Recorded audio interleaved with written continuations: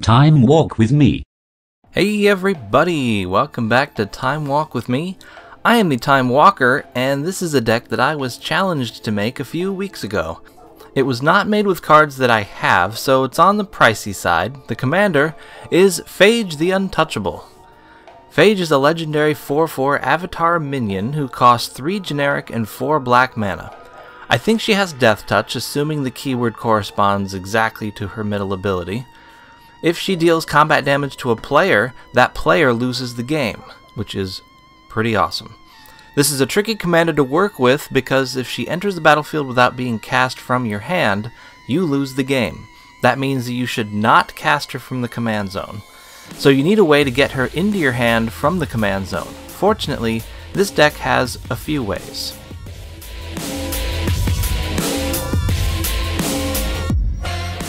Campfire and Command Beacon. These cards lets you put Phage into your hand from the command zone. Campfire has the added bonus of being able to put her into your hand from the graveyard too. Throw Wizard and Withering Boon. You try to cast Phage from your hand, but then you counter it, sending it to the graveyard. Then you use one of the many cards in the deck that move it from the graveyard to your hand.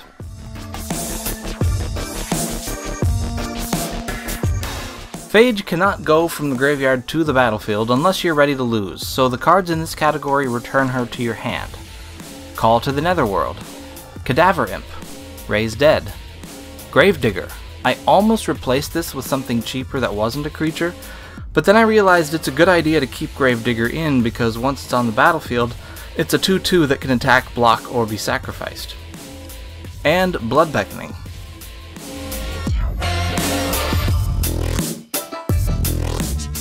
Phyrexian Altar, Dark Ritual, Charcoal Diamond, Ashnod's Altar, Thran Dynamo, Hedron Archive, Culling the Weak, Arcane Signet, and, of course, Soul Ring.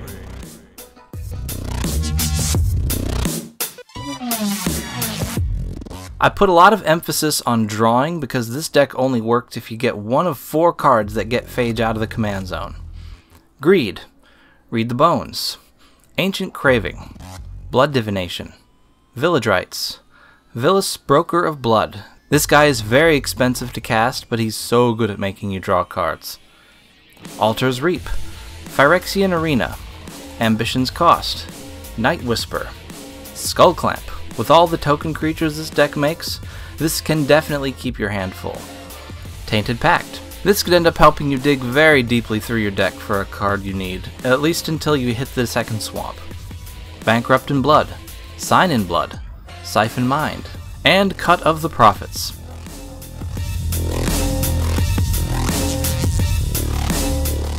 Since I made drawing such a big part of the deck, I didn't put so much into tutors. Besides, really good black tutors are very expensive.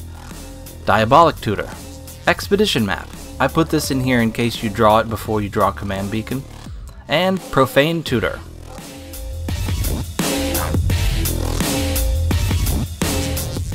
Phage wants to attack, but she doesn't want to be blocked, so here are some cards that help her get through.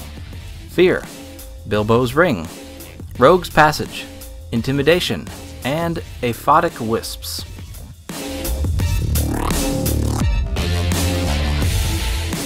The main mission of this deck is to get Phage out of the command zone and kill people with her. As I've already said, the main method of getting cards that free her from the command zone is to draw a lot. Black doesn't let you draw for free. It requires sacrifice. So I included a bunch of cards that create tokens, so I'll always have something alive to exchange for knowledge. Bitter Blossom, Endrick Sar, Master Breeder, Tevish Zat, Doom of Fools. This guy gives you Thrall tokens that are perfect for sacrificing, and it also helps you to draw cards, and if it sticks around long enough, you can steal everyone's commanders. Breeding Pit, Ophiomancer, or Ophiomancer? I think it's Ophiomancer, but I could be totally wrong.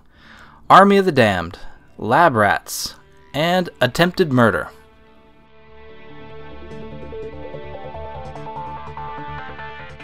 Ashes to Ashes, Terror, Dark Banishing, Minion of Leshrac. This goes along with the land destruction kick I've been on lately.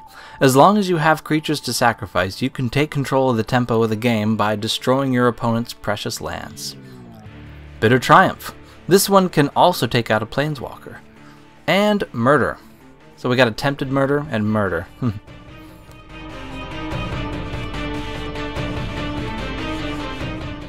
Vorpal Sword.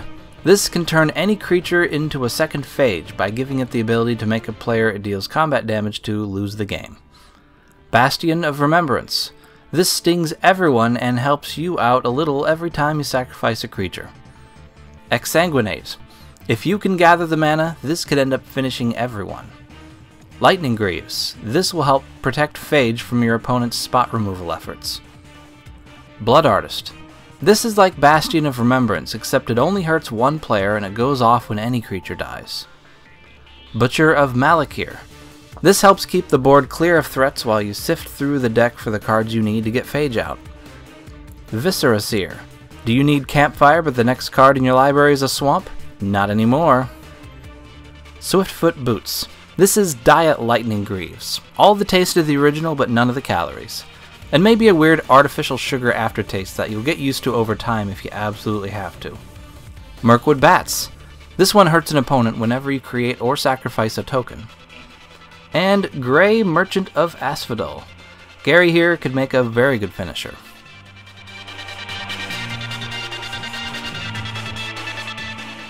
I've already shown a few of the lands in this deck, but here are the rest. Swamp, of course, and Strip Mine. So there it is. That is my Phage the Untouchable deck. What do you think? Tell me what you think. Give me your thoughts, and I'll see you next time.